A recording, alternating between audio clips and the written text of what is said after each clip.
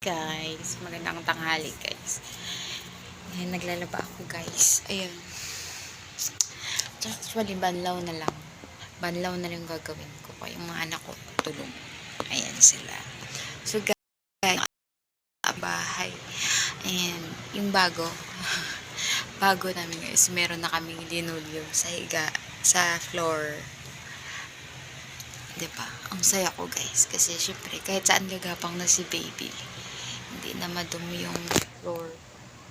Kasi may linoleum na. At makakahiga ka na guys. Komportable ka na hihiga. Diba? Komportable na ka na hihiga. Kasi may linoleum na.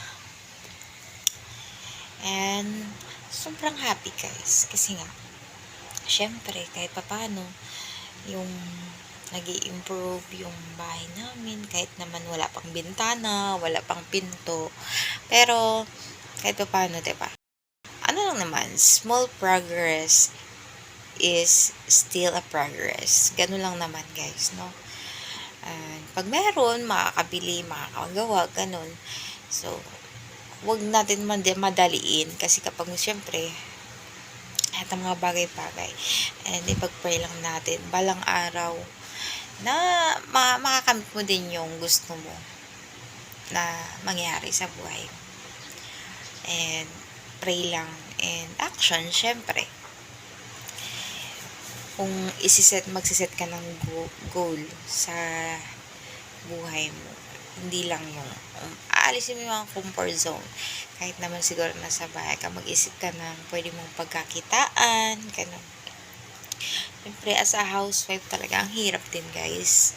Ang hirap din talaga gumalaw. Kasi, lalo pag maliit pa yung baby mo, mahirap. Kasi 1-year-old pa si baby, hindi pa ganun ka, pwede mong dadalhin kahit saan na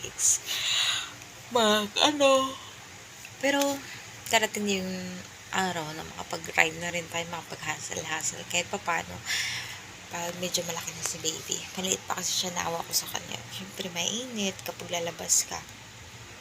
Sa ngayon, bahay muna tayo. Darating din yung araw, guys, na makakuha mo din yung gusto mo. And, yun nga, nagbablog ako, guys, para kahit pa paano, pagpalarin, mamonetize ako dito din sa YouTube. So, at least, kahit may income, sana mamonetize ako dito. And mangarap lang guys, libre lang mangarap, huwag mawala ng pag-asa. And guys, kung may mga tao na